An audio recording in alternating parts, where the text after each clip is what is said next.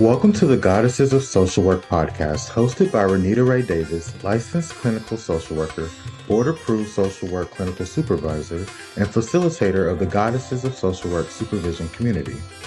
Join us as we travel through the social work journeys told by the Goddesses of Social Work community members, past and present, as they make their way toward clinical licensure. Welcome to this episode of the Goddesses of Social Work podcast. I am your host, Renita Ray Davis, and I'm joined today by Dr. Herb Caldwell, here to discuss his most recent venture, the Mama Joe Project, which focuses on reducing disparity around health and caregiving for elders with dementia. Core to the project is the documentary film, My Mama Joe, Hope and Help, which captures Dr. Caldwell's family experience in providing care for their matriarch as a person living with Alzheimer's disease. Herb Caldwell has over 25 years of experience as a professional and administrator in higher education, including stints at McMurray College, the University of Illinois, and St. Louis University. Currently, he serves as Chief of Compliance and Engagement at Logan University in Chesterfield, Missouri. He is also the lead consultant for BOMM Solutions LLC, a consulting and multimedia firm, and has spent the past 15 years working with various small businesses, ministries, government agencies, and nonprofits with tailored strategies for organizational effectiveness and efficiency. Competing as a member of men's basketball, Caldwell earned an undergraduate degree from the University of Illinois at Urbana-Champaign. He also has earned a doctorate in higher education leadership from Missouri Baptist University, MA in community administration, and completed PhD coursework in educational policy studies at the University of Illinois.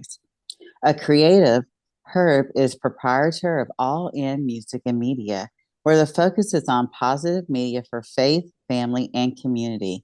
Dr. Caldwell is passionate about helping others share their own stories via the power of video and recently completed a documentary film focused on reducing health disparity as related to elders with Alzheimer's and other dementias. Welcome to the Goddesses of Social Work podcast, Dr. Herbert Caldwell. Thank you for having me. I'm happy to be here. Yay. I love reading your bio, and one of my favorite parts is the middle part about you being competing as a member of men's basketball. And I was a sports mama. Now, my boys did not play basketball through high school, but they did start their sports career in little league basketball, where you go to the churches. I forget, upward basketball, upward basketball, and I love what sports did for their lives. And I was curious, what could you tell us the importance of sports and what it did for you? So, sports for me, and what's interesting is because ultimately I ended up playing, major college basketball. Right now, I tell people often, and it paid for my undergraduate experience. Right, I started at community college, and then I ended up at a school that, for the years that I was there, both years were ranked in the top 25 in the country. Right. And so not everyone gets that opportunity. But I often tell people it's not that I was so good or great at basketball. I just really wasn't very good at all the other sports, right? Most people play Pop Warner football, Little League baseball. I've never been on any other team other than a basketball team. And so I think what I learned a lot about basketball that has even continued to this day and to this point is basketball, organized basketball is based on positions, right? And it literally is a team. So if you really want to win, if you really want to have success, then you have to understand roles, right? And there usually is a role you specialize in, but then you also need to have adaptability.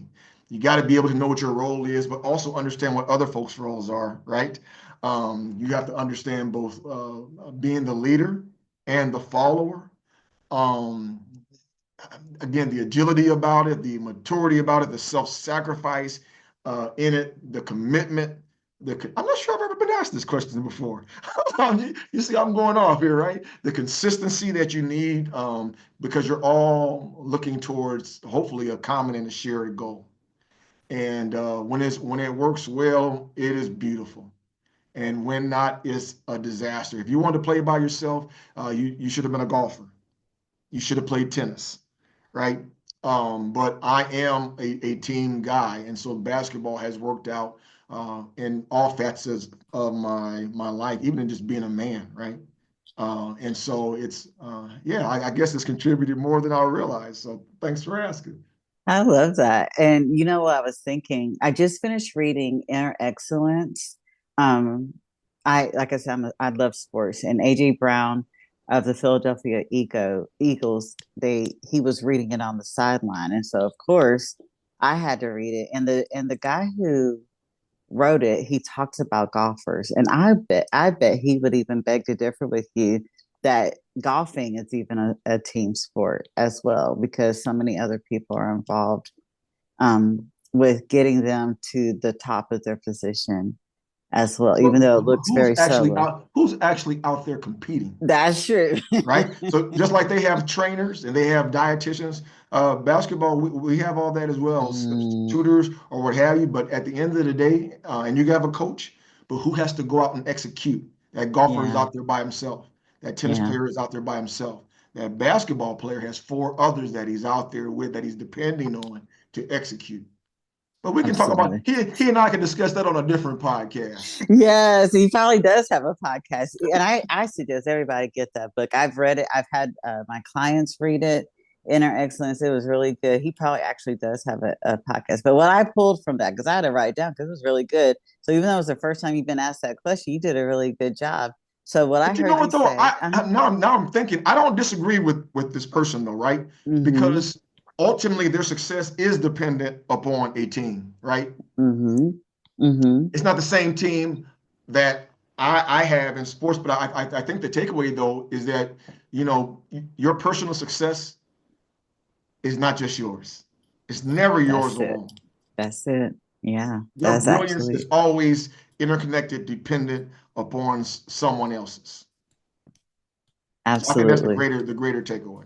I think that's what he's trying to tell us.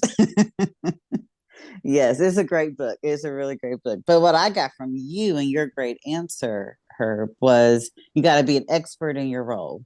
You got to have some expertise in the role that you are executing. You got to have some adaptability, some leadership skills, and know how to be a follower as well. And that's what sports does for you. Let me share something with you. Mm-hmm. Coming from community college, junior college, I was a star, a near All-American. When I got to the University of Illinois, everyone was All-Staters and All-Americans, right? So my role at one point was just to be a leader and a preparer, right? And so I remember this one game in particular. You reminded me of this as we're talking. And one of our star players was having an off game. Now I was the cheerleader. I would drive these guys hard in practice because I wanted them, at least if I wasn't going to play or play just a little amount, I at least wanted these guys prepared when the game time came around. So this star player of ours was having a tough game, and I wasn't as vocal this game cheering from the bench because I was thinking about my own self. I think I deserve more minutes. Coach ought to play me a little. I've earned a little more minutes to be able to play, and so I wasn't cheering as loud as I normally would have been cheering. And the coach calls a timeout, and the player avoids our Hall of Fame coach, and he comes straight to the bench, and he says, "Yo, Herb, where are you? I can't feel you." And I'm like, man, you're the one out there missing all those easy shots. What this got to do with me?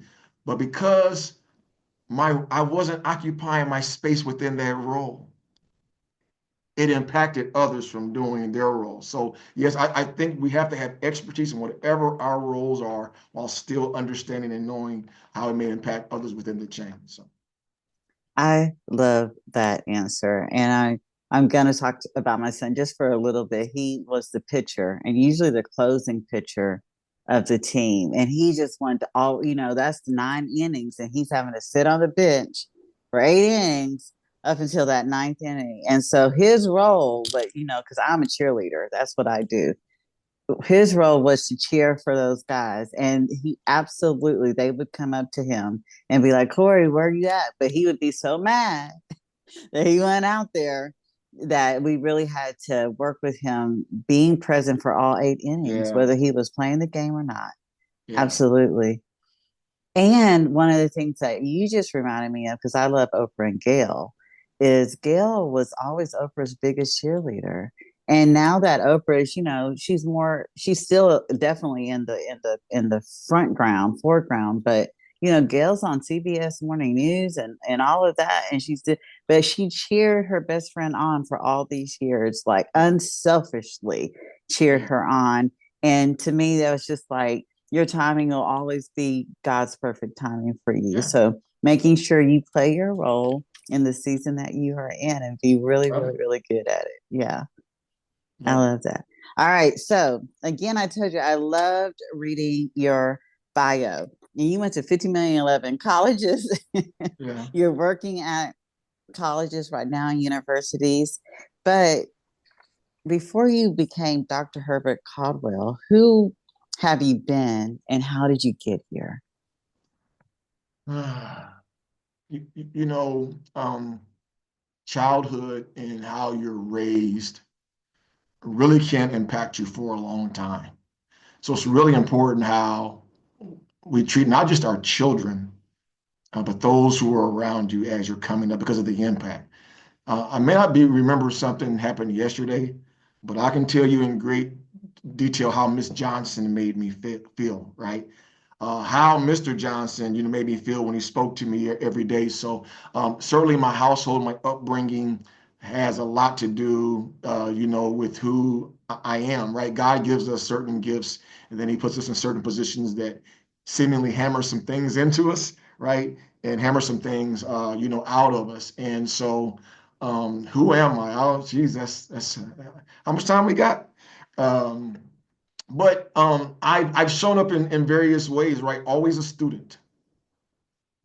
There's always something to learn.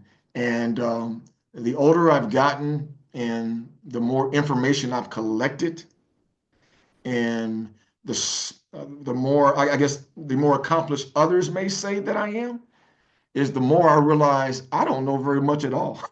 Right? And so there's always this process of, growing. I've learned something since being on this podcast already, right? So there's always moments. So I've always been a learner, um, uh, blessed literally with the gift of music, right? An ability to play instruments, even though I may not have formal training, with them. And I'm not going to say, uh, uh, on the level of Prince or anything like that with him and his 27 instruments, but there's not much that I can hear on the radio and not reproduce, right? So I've always had that gift. We talked about the sports thing in basketball a little bit. Spent time in social services, volunteering. Have spent time in a formal ministry, right? Have spent time as in education administration, time teaching. Um, but ultimately, and I've not always been able to articulate this, um, but I know that my life's purpose, that God put me on the earth to help people more effectively and efficiently transition from point A to point B. And so, um, again, I've not always been able to articulate that, but that's what my life has been about. We see that formally with ministry, right? It's a little easier to see how people get from one point in life to, but think about music. Music does the same thing. It moves people to a space and a place.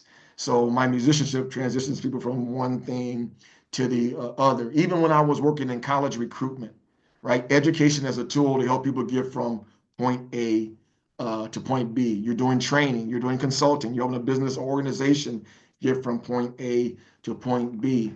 And so I don't get caught up on so much anymore whether I have to describe myself as a researcher, right, a musician, because it sounds like, man, pick a side, make up your mind. No, I'm all this. This is who, I am. And I know we're going to talk about, the current project that I have, but for the first time, this has felt like something that has brought all those pieces of me together in a meaningful way because it has the social and a community, it has the family piece, it has the spiritual piece, right?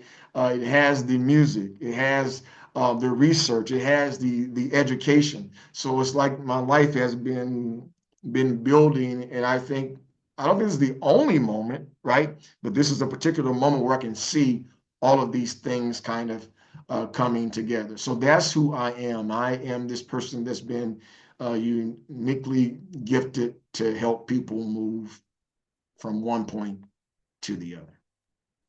That is such a beautiful answer. That is such a beautiful answer. And I was thinking, I had two different thoughts. I'm a Gemini, so I do that.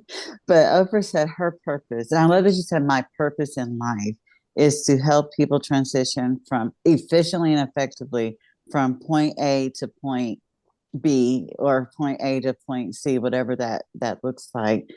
And you know that that's your purpose, regardless of what an organization, an agency title puts on you, or whatever title you put on yourself. You know, as right now you are the producer of the Mama Joe project, right? So even that's a title, but again, it's getting people efficiently and effectively from one point to the next point that they're wanting to be at. And what a purpose. And when you said that, I remembered Oprah said her purpose in life is to help raise the consciousness through storytelling. I think you have something similar to that in relating to this film, helping others share their own stories via the power of video, right? And Yeah. so hers is to help raise the consciousness of the planet. And after you said that, I was thinking about my private practice is Illuminate Expressions, and my whole vision with that is to help people to illuminate their authentic expression. And if you can just know what your purpose is, then it doesn't matter what the titles and the labels of the agencies and organizations that they put in. And then when you're in a place or in a situation, are you living out your purpose? Are you living out the dream of someone else? So that is beautiful. No, and one of the big pieces about it for me, and like I said, I've not always been able to articulate it. But when I was able to, I said, "Oh man, I got it," and it shifted me because I don't get caught up in all the malou because I know how I'm supposed to move and kind of what I'm supposed to do. So I don't get caught up in who gets credit for this or credit for that or yeah, yeah, and yeah, we got to pay our bills and we got to eat, but just certain things that others may be, or even me, maybe a previous version of me would have been more concerned about. I'm just not as concerned about anymore if I'm operating in my lane, if you will. I absolutely love that. And you don't get taken off your lane so easily either. When someone has a great idea, if that's not within your purpose, you're like, oh, that's a great idea, but I'm gonna stay in my lane over here. No, that's an amazing point because, you know, when you're gifted and when you grew up a certain way in certain environments, and plus we're creative people, right? There's a lot we can do, right? Um,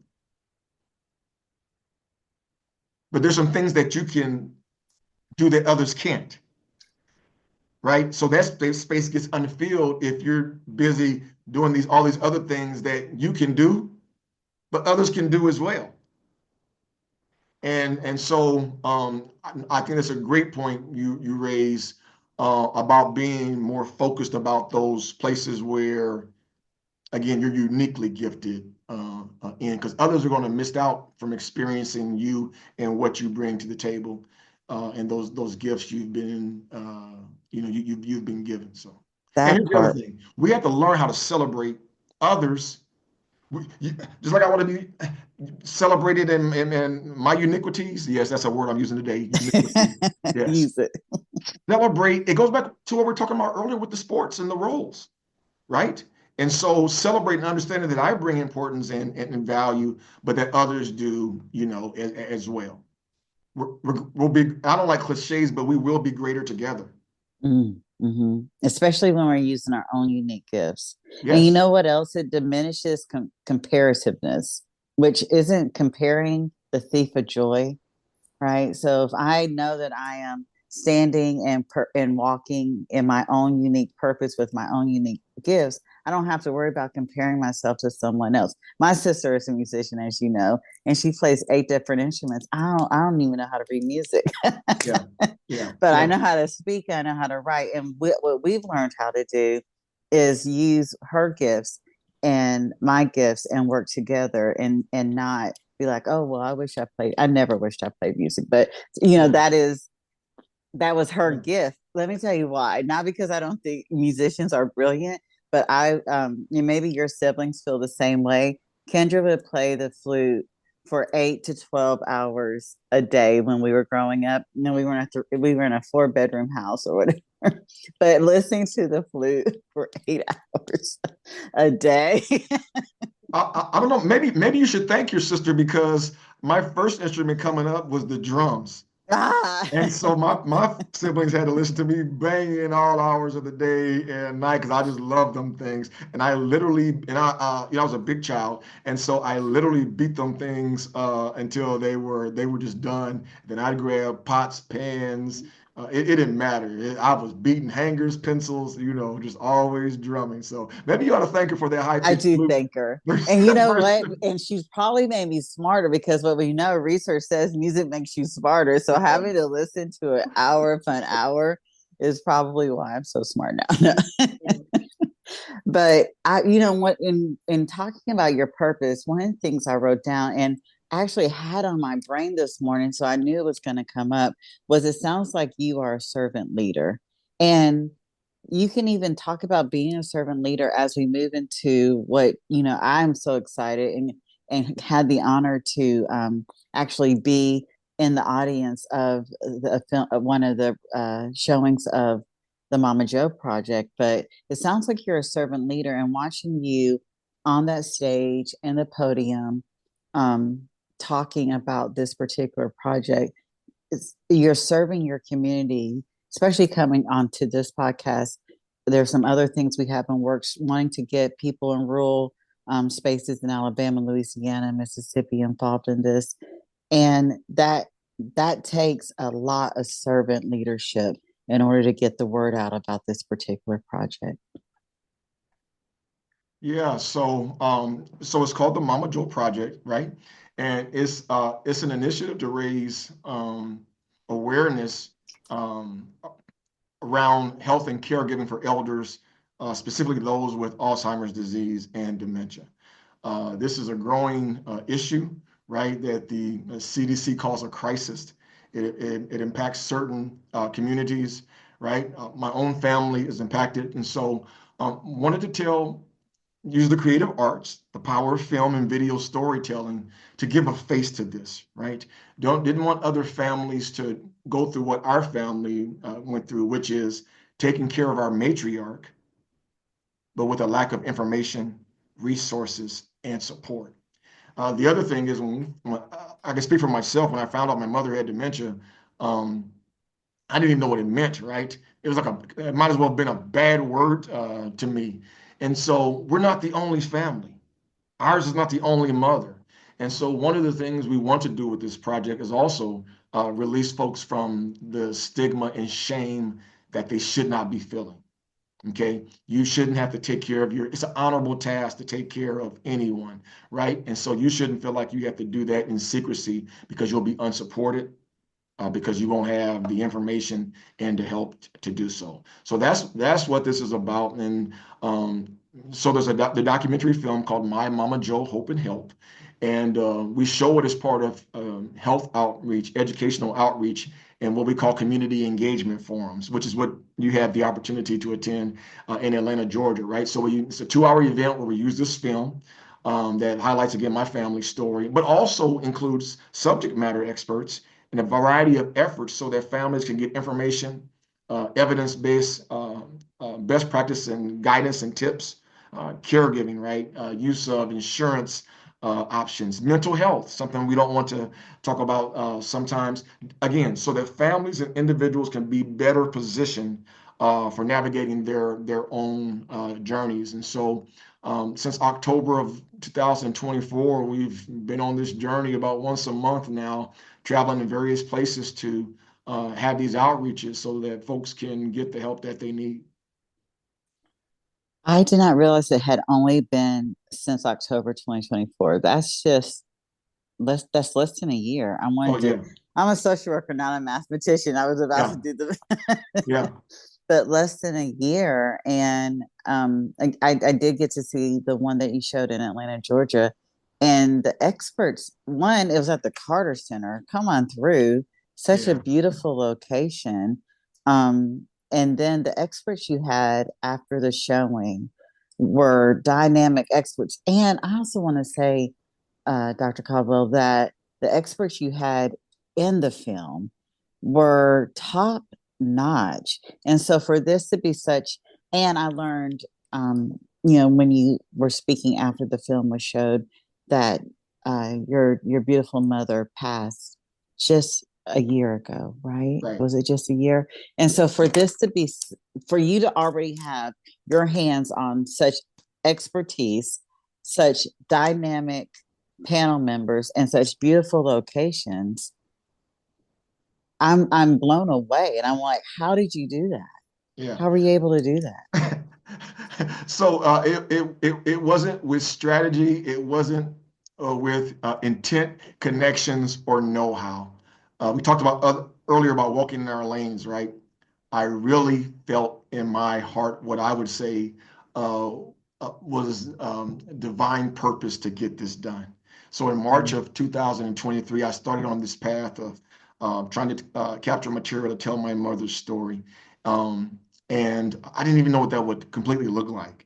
And and we got a lot of no's, mm, a lot of disbelief, right? A lot of what one could take at discouragement, right? And then this hasn't been done, right? Where there's mhm, been film used in this manner to talk about brain health that features the population most at risk. mhm. The data is clear about this. Women make up two-thirds of those diagnosed. Blacks and Latinos, folks in rural areas, low income, you're more at risk for dementia and to have caregiving struggles. So why wouldn't we be talking about strategies and maybe the unique challenges that this population has? So there's not been another project that have taken it from this angle, included the type of folks that you mentioned, and then that has this multi-regional outreach tour. Because and you talk about the schedule. So the film is streaming nationally on the PBS platform. That started late January of this year.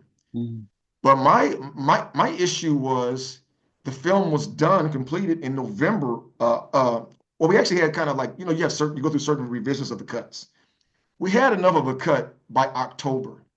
And so you go back to the servant leader point. Yeah, I understand that PBS wants to start playing it and broadcasting it in February. But if we know this is information that can help people, why would we wait 5 months? mhm, So in mhm. October, we started showing it as part of community outreach, and we've continued to do so. We've now seen over 1,600 folks at these outreach events, knowing they're getting connected to the information, that they needed. So what I'm saying is, once I became obedient to what I believe was my call, things started happening. And I kept pushing through the no's and got just enough yeses, right? And then you end up filming in nearly 20 states, right? Some of the leading scholars and practitioners in the country, Yeah, right? On this piece, and you end up in beautiful places like Phoenix, Arizona, like the Carter Center in Atlanta. So it's been some pretty amazing things that have happened, and we're still early in the journey. very early, very early. One of the things that stood out to me, I got excited. It was like, oh my God. You had three social workers in the film, and it looked like they're all MSWs. But one of the things when you started talking to us on the podcast about your family's journey with caring for your mother who had been diagnosed with Alzheimer's, is you guys had a lack of info, a lack of resources, and a lack of support. That's all social workers do, is provide information provide resources, and provide support. I guess I'm curious, like, how did you even know the importance of getting these social workers involved? One of my favorite one, she had the colorful hair. I think Yes. I told you about her. I love when people are able to show up as their authentic self and you allowing her to show up as her authentic Yeah. self. But the importance of having social workers, the importance of us getting this information out to social workers, since that's what we do, is provide information, provide resources, and provide support. And just a little bit about touching on the social work piece. So once again, I'm not that smart that I have, this brilliant answer of strategy and planning. But let me tell you, my family has been deeply impacted by social workers. And so that you can understand, my mother bore four children, of which Mm-hmm. I am the youngest and the only boy. But I spent most of my childhood growing up as the middle child. Through the process of adoption, four sisters all older, four brothers all younger, and there were always a stranger, neighbor, cousin. So who do you think was working with us through these adoption Yeah. processes? Yeah. When my mother at some point became a caseworker, at Big Brother, Big Sister, who do you think she was working with many of the time with placements and things of this nature, helping folks in temporary. So you mentioned social workers are there on the scene. And even when it comes to Alzheimer's and dementia, you cannot get a diagnosis unless it's given by a professional who can do that. But it can be very challenging to get in to see certain specialists, a neurologist. So where does support, help, even affirmation come in within that 6 month period that you may have to guess who's likely to be on the ground at Mm-hmm. your house, available in office, a social worker, right? And so it's important that you take a well-rounded approach to getting. So yes, we need the researchers, we need the scholars, we need the neurologists and our primary care physicians, but you also need the caseworkers and the social workers and all the other services that a social worker is going to refer you to, even the informal ones, Mm-hmm. right? So you have to have that type of wraparound support. Again, I wish I could tell you in our strategy meetings we came up with it, but that's the way that it fell out. And you mentioned Kelly G. Loeb, who's at the University of Kansas Medical School, and she's a social worker to her heart. I met her at an event I was filming at. I wasn't even talking to her, but because she was ear hustling and heard what we were talking about, she inserted herself. She'll tell you this. She inserted herself into that conversation, and even after post filming, we're still working with her on events because she's that committed. It's just who she is to help and to give to make someone else better. So no, our project is more complete, Mel, because we have social workers involved. Man, that almost sounds like a plug for a commercial, doesn't it? We're the goddesses of social work. I want to say that I hope Kelly gets to ear hustle this because I would love to have her on the podcast. One, she was just so full of information. I've been a social worker for 26 years this year, and literally, I've been a social worker for 26 years, and um, I was learning some stuff from her. And Yeah. so I knew immediately, I was like, I would love for her to teach the social workers I have a sphere of influence with. And so I would love if she's ear hustling. But also, because I believe, and, you honored me and let me pray before we started the podcast. I believe that those who came before us are with us now, propelling us forward. And the fact that your mother was a social worker, neighborhood, community, family Yeah. social worker, adopting, working with social. And the first time I got to meet you, what was the first thing I said? It's nice to meet you. Will you come on my podcast? Yeah. Yeah. Yeah. Yeah. I would like to think that Mama Joe has something to do with it Well, because here's what's interesting. And I myself did probably 80% of the filming for the film. Well, that's behind the camera, mm, but being in front of the cameras, and so I speak quickly, right? I stutter, so I don't really like doing this. And out of the 15 events that we've had, that's so when you came to the event, I was on the stage. That's because the health editor nearly bullied me into it, right? I'm normally the one kind of standing to the side asking the questions, right? And so you caught me in an environment that I'm not as comfortable being in. But again, we think about what the end goals are, right? Mm-hmm. And so if you think that it can be of a help in some way, well, I got to get over my personal proclivities, right? Whether sitting on the stage, talking in front of the camera or on the microphone. Maybe there's somebody else who talks fast and stutters and don't want to do it, and they're encouraged by hearing, me be a part. So we find ways to do what we got to do to help, others out, right? Absolutely. And I And, got to and, and say, let me say, that mm-hmm. was my mother. My mother Mm, was reluctant about being out front. But when I tell you she fought viciously for those whose voices had been silenced for whatever reason, yeah, because of her yeah. own personal pain and trauma as a child. She didn't want Mm-hmm. anyone else to feel that way and feel like they weren't being seen or being heard. And so I think you're right. Those are things that I've gleaned from. And you got to push through. And oftentimes it's just some sort of fear, right? Mm-hmm. But Mm-hmm. love is greater than fear. And so we got to move forward so that others can be brought out of their shadows. And what's interesting is that, a lot of people would have stopped when they got their first, second, third no. And here you are pushing past all the no's that you got when you first started this project. But then you are all, so to me, that's fearful. That would induce fear, getting those no's. Well, if these people who call themselves experts are saying no, then maybe I'm Yeah. not supposed to be doing this thing. Yeah. And then to hear that you are fearful to do public speaking is like, what? You don't mind getting the no and you'll push past that? Yeah. And had you not, I felt like because I didn't know that that wasn't your usual role on stage, but you would have never been able to tell me that. It made it such a more impactful experience hearing from you on that panel.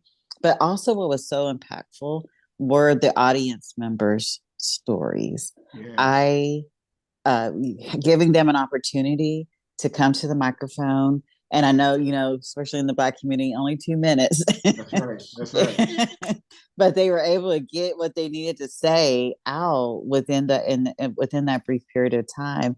And so, not just hearing your family story on such a beautiful film project, but then being able to see how it resonated with so many people in the audience. And so I guess I was curious, Dr. Herb, how has hearing the audience members in the 20 states that you guys have been able to this film in, how has that expanded your perspective of this health disparity? So it's really affirmed and great observation, but it's affirmed our approach to even these outreach events, right? Because for 58 minutes you watched the film, so you've heard about my family story. So once we go to the outreach event, it becomes less about Mama Joe and the Caldwell families, because now you've been um, triggered and you've seen your own experience in it, and it's about getting you help at your door. Mm, And so, because everyone has, a story. So even when we were making the film, I did have the thought, well, why are we talking about this about my mama? Everybody has a mama, right? But then I began to hone in on we're using. It's almost like reading a book. Okay, now mhm, you're much better well read than I am, right?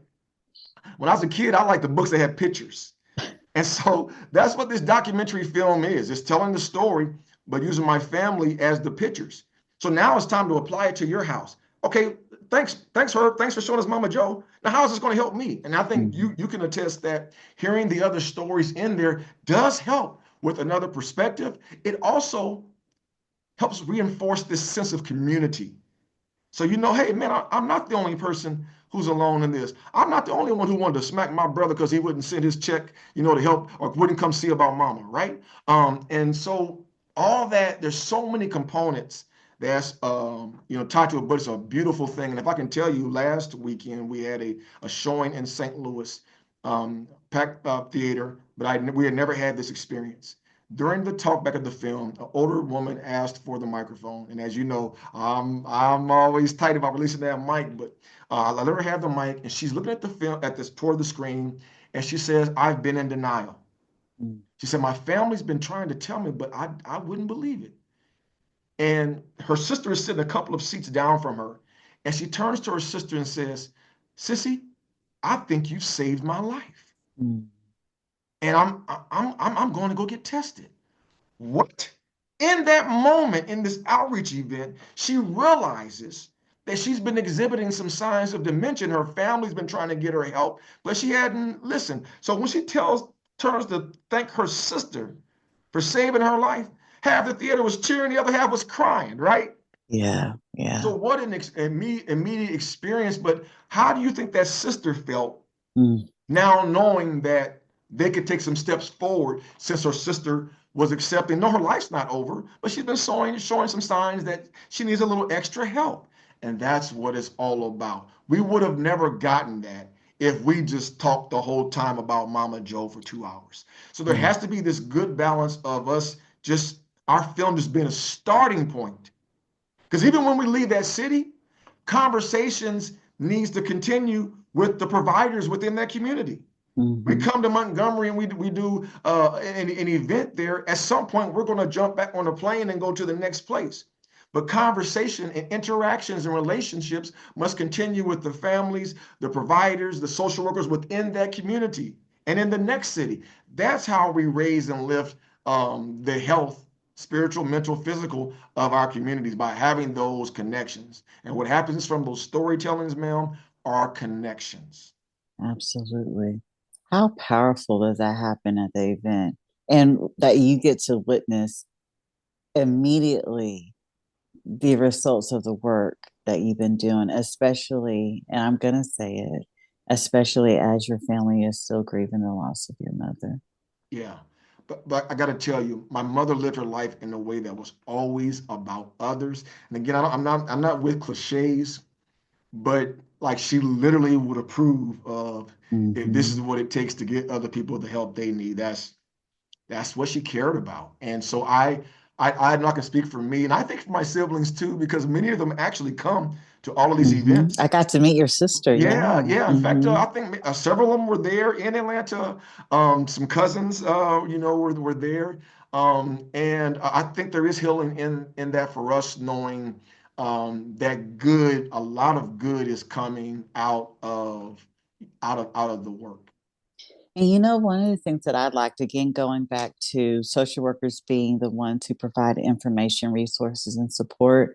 One of the audience members in Atlanta got up and she was just like, "Who do I call? Who do I call?" And literally, one of the Alzheimer's Association representatives came from behind her, tapped her on the shoulder while she's still on the mic, Yeah, and gave her card and was like, "Call me." And me. yeah, So again, it's that immediate yeah, getting the help you need immediately, getting the realizations you need that maybe I do need to go get tested immediately. These aren't things that are, oh, I saw a film and yeah, I don't know what to do with it. You are giving a resource book out. I left mine in the car, yeah, but you're giving a resource book out. You have the Alzheimer's Association when you can, who are immediately giving resources out. And again, just the film itself is a resource, as it's awakening and enlightening yeah. people in a way that is immediate.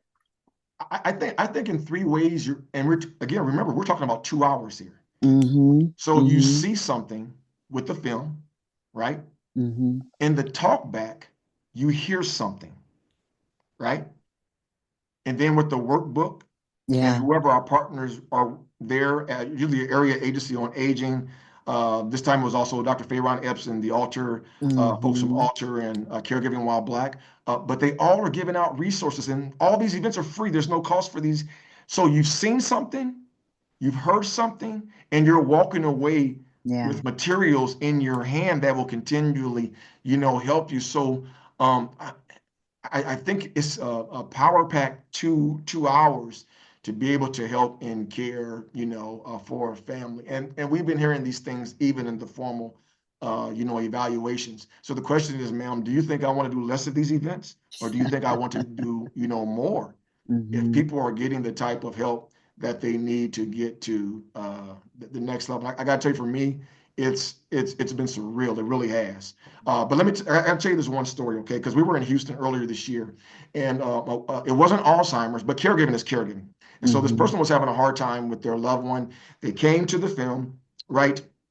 heard the talk back, had the workbook, had the materials, but when they came out, I still could tell they were frustrated, and I could tell they were trying to be kind, and they didn't want to say, "Yeah, Herb, Dr. Caldwell, yeah, I this was a 2 hour waste of my time," but I could tell they were still a little tense and frustrated. You could see it on them physically. But at this particular event, now we always feed you food. In fact, the event you came to at the Carter Center was the only event out of 15 where we've never had food. So sorry about that, Renita. But every other event we have, at least if we're in a movie theater, a concessions combo. But this particular event, we had a reception afterwards. So I said, "Ma'am, thank you, but please go in there and enjoy yourself. Have a meal." So she comes out about an hour later. She's hugging my neck, right? "Oh, thank you, Dr. Caldwell. Oh, thank you." In that room, just having snacks and a few beverages, she found community, Yeah, that's it. just sitting at a table. So again, the totality of the event, the film itself didn't do it for her. The workbooks itself didn't do it. The talk back didn't do it for her. All the resources didn't do it for her. But just drinking lemonade and sweet tea and eating what do they have? Creole macaroni and cheese. What is that, right? Mm, But it was tasty because they ate it all. sounds good. All right, Yeah. but and just having conversations with eating, she found out that she wasn't alone. Mm, She wasn't the only one having a hard time with her mother. You exchanged a couple of business cards, a couple of text messages, and IG sites. She found community in there. And the totality of that, all those factors end up doing what we want folks to do mhm. is get support, information. I told you at the And beginning, resources. Yeah. my job while I'm on this earth is to help people more efficiently and effectively get from point A to point B. And I've seen a variety of ways over these last months how God's allowing me to move in my purpose with this Mama Joe project, and it's humbling. It's incredible, and I'm committed. We are so grateful for your beautiful mother. And, I honor the social workers who came before me always. And I like to try to do that on the guys of social work. And, I told you before we started, you're my first masculine energy on this show. And really is Mama Joe. Oh, so I show up in male form and male masculinity, and all you want to still talk about is my mother. Is Really? Mama Joe. That's what we're doing here today. Yes. I love it. And thank you. We're getting to our last question. And thank you for getting out of your comfort zone and coming and saying yes and speaking, because it's been an absolute honor. You're doing such amazing work. I'm so grateful. I told you this in the email that I got to see the film, and it's streaming nationwide on PBS. We're hoping to get you here in Montgomery so we can have the social workers involved and even the community to be able to have exactly that impactful moment that we were just talking about. But I want to go to your creative side, which is this film, right? The Yeah. film, you were able to put that on display. Your research, all the things that you come to the table with, you were able to put it on display with this project. But I like the last part of your bio. You said a creative. Herb is proprietor of All In Music and Media. I'm currently reading The Artist's Way. Yes, I am a reader. I love to read. And I'm reading for the second time The Artist's Way. And one of my favorite lines is that what differentiates is not, I'm badly paraphrasing, but what differentiates one person from another is the audacity to be an artist. And this feels like all the no's that you got, all the experts. This is, like you said, this is a trailblazing event. No one else is doing it. You're filling a gap that hadn't been done with it being women, it being women of color, it being rural caretaking um, gaps are being highlighted. So this is a trailblazing um, work that you are doing. But the artist way talks about the audacity of being an artist, and I guess I wanted to lean into that. Where did the audacity come from for you? So I think for me, it comes from, what me saying earlier, I felt like this was a divine assignment, right? And so if you feel like God's telling you to do something, does not give you a certain confidence, right? And I grew up in church as a musician, so I only went to lessons for like 2 weeks. So most of Mm, what I learned comes from hearing, right? And what I learned from people who are kind of self-taught, you can put the same song in front of us, we might interpret it differently, right? You can drive yourself crazy. You mentioned it earlier about trying to compare yourself to someone else and put a competition on it, or what have you. And I certainly could have self-doubt, right? This is only the second full length film that. So you certainly could have gotten someone with a larger resume from the creative side, and all these doubts. Well, you're not funded, and all these types of who's going to pay attention to you.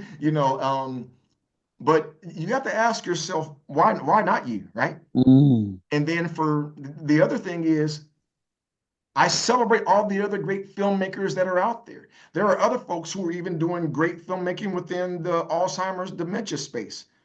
But that doesn't mean that there's not room for me, yeah. because there's only one me, and the way I see things and the way I view things and the way I present things, my voice matters. And Yes. so my voice can matter without saying that Renita doesn't. Mm, And so it's about finding your space, within that place, not trying to do more than what I can do. But I'm also not going to dim my light just because you're not wearing sunglasses, right? And so, and that takes some courage, mm-hmm, right? Because one thing about it, and this certainly is part of my creative side, when you're on a stage, everybody thinks the stage is great and it's sexy and all this stuff here, right? But when you're on that stage, not only can people applaud you, but they also might heckle you, boo you, and throw mm, tomatoes, mm, right? So you put yourself up there, you might get praise, but you also may get criticism. So again, it gets back to thinking about your mission and thinking about, the greater good. Herb, why are you doing this? I'm doing this so that others can learn and glean from. Now, so I want to try to do it with all the excellence that I can. And we had our creative spin to it here and there, right? And we created all the original music for the film and that piece, like that. But again, there's a gap there. There's a need there, mm-hmm. and maybe I'm not the answer, but maybe I have a contribution to that. And so you got to get over yourself and get on that stage because somebody just might like the way you sing. They sure might. They sure might. And you might, like you said, save a life. You saved her life. Yeah. Yeah. Yeah. Wait a minute. So I've not even thought about that because it's been so recent. Mm, Yeah. So think if we're not filling that gap, maybe that woman doesn't get reached. yeah. Because I don't know what all family conversation she had, but what I know, because I was standing right next to her, she's looking at the film when she realizes I've been in. She says it. There's 120 people in the room who heard her say, Mm-hmm, "I was in denial." mm. Right, sissy? I think you saved my life. Isn't that the point of it? The whole point. The whole point. You I trying to know give me that the felt spot? like You a, trying that to give felt me the like, spot on your podcast? that felt like a mic drop right there. That's the whole point. And oftentimes people say if it's just one person, that's it right there. If it's just one person. So thank you so much, Herb, for the work that you're doing. And thank you for saying yes to the Guys of the Social Work podcast. And I just really want to thank Mama Joe. I just really want to thank Mama Joe. Yeah, Yeah. she's pretty amazing. So I look forward and want to encourage you to continue doing the work you're doing, because it's about helping others, and ways we can creative and new ways we can find to do that. I think it's just going to have a lasting impact. So thank you for having me, and thank you for doing what you're doing, and hopefully we'll get a chance to do some things together. I think we will. Thank you for listening to today's episode of the Goddesses of Social Work podcast. We are glad you were here. If you like this episode, please come back to hear more stories of the journeys through social work, and please leave us a review on Apple or Spotify. See you next time here on the Goddesses of Social Work podcast.